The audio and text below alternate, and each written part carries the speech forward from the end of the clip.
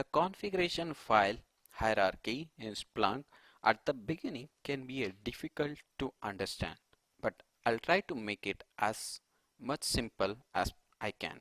And also, let us test the configuration and validate how the hierarchy works in our demo instance of Amazon. The hierarchy of Splunk configuration files are arranged as below, as per their hierarchy in Splunk to overwrite configuration.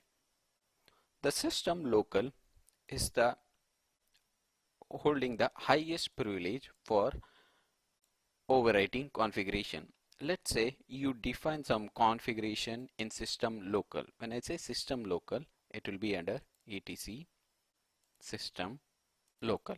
Whatever the configuration you define in this directory will be overwritten across the configuration which are defined in these three locations.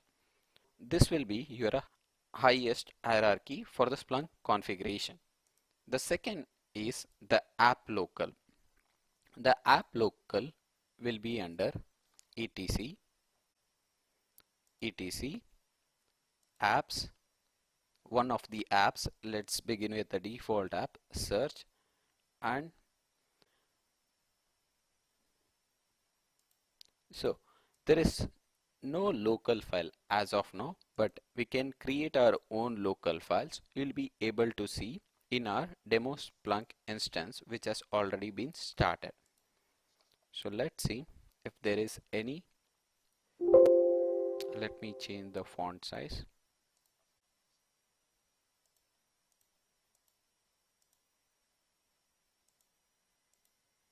So this should be clear enough.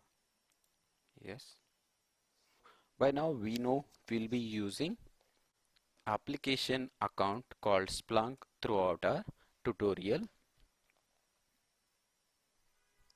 for running our Splunk instance. Let me check whether we have our Splunk instance running.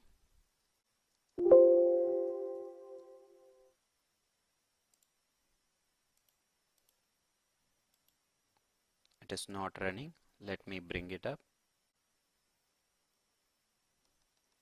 To start Splunk, this will be your command, the complete path, or you can go to this directory and use the Splunk utility with an argument start.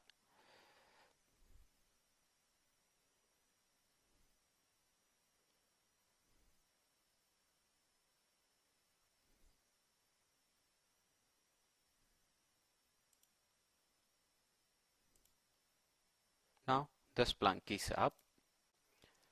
Let us see. We'll go to, this is our Splunk home, etc apps search local. See, there is files which have been created, that is data models and data which has been edited by the user or admin. So this is our apps local location, it is under etc apps and the app name followed by local. So this is the second highest configuration which Splunk can override. The next is the app default.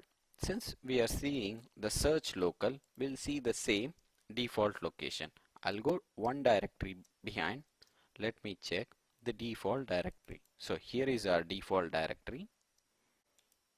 So this is the default directory of application. It has couple of configuration files which it can override upon system default. The system default is our least hierarchical, system local is the highest. Whatever you define here will be overwritten no matter what it is present in these three locations. System default location contains, let me quickly go into system local, that is Splunk home followed by etc system local, which contains all the configuration, sorry, it should be system default, which contains all the configurations of Splunk, so that even if user misses some of the configuration, it can start from the default configuration. When a Splunk process starts up, let's say, how it will pick up the port HTTP or HTTPS port. First, it will check for system local. If it is there, it will ignore all three of this, even though if they are mentioned to customize ports, but anything that is mentioned here will be overwritten. Similarly, the next step for checking if it couldn't find the configuration for the HTTP or HTTPS ports here, it will move to app local.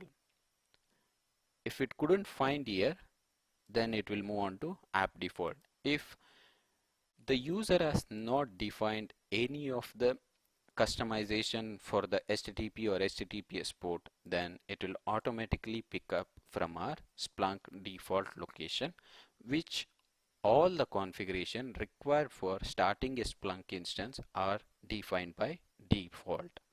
So this is as part of your installation package. You will get all this default configuration so that the Splunk, as soon as you install the package, it will get all the configuration from your system default location.